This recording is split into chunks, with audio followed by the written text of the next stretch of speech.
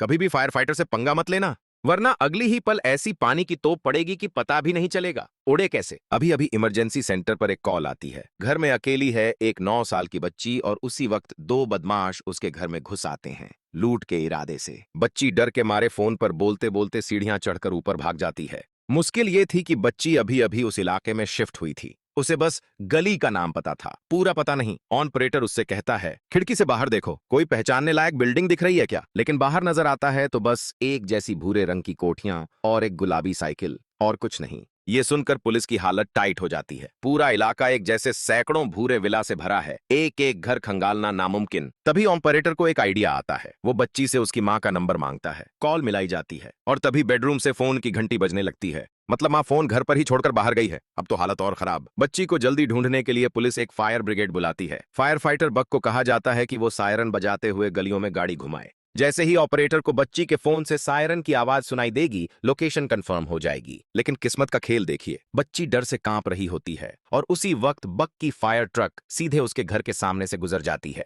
Operator siren सुन लेता है, location मिल जाती है, लेकिन बदमाश सोचते हैं, अरे बस फायर ट्रक है। उन्हें जरा भी शक नहीं होता। उन्हें क्या पता उनकी पोल खुल चुकी है। इसी बीच बच्ची की मां भी घर लौट आती है। बदमाशों को भनक न लगे इसलिए बक उसे तुरंत एक तरफ छिपा देता है। पुलिस चुपचाप पीछे के दरवाजे से अंदर घुसने की तैयारी करती है। तभी बच्ची का डर काबू से बाहर हो जाता है। वो अचानक टेबल के नीचे से निकलकर चीखती हुई ऊपर भागती है, लेकिन बदमाश उसे पकड़ लेते हैं और उसका फोन दूर फेंक देते हैं। अब उन्हें समझ आ जाता है पुलिस को कॉल हो चुकी है। ऑपरेटर फोन पर बदमाशों को शांत करने की कोशिश करता है। बच्ची को कुछ मत करो, सब बात से सुलझ जाएगा। गुस्से में बदमाश बच्ची को स्टोर रूम में बंद कर देते हैं और भागने लगते हैं। जैसे ही बाहर निकलते हैं, पुलिस उन्हें बंदूक तानकर रोक लेती है। एक बदमाश अपने साथी को धक्का देता है और भागकर फिर अंदर जाता है। वो बच्ची को बंधक बना लेता है, लेकिन जैसे ही वो बाहर आता है, बच्ची अचानक उसके हाथ में जोर से काट लेती है। दर्द से तड़पकर बदमाश बच्ची को छोड़ देता है, बाइक पर चढ़ता है और भागने लगता है। पुलिस तुरंत घेराबंदी कर देती है। बदमाश रास्ता बदलता है, बंदूक निकालकर पुलिस की तरफ दौड़ता है।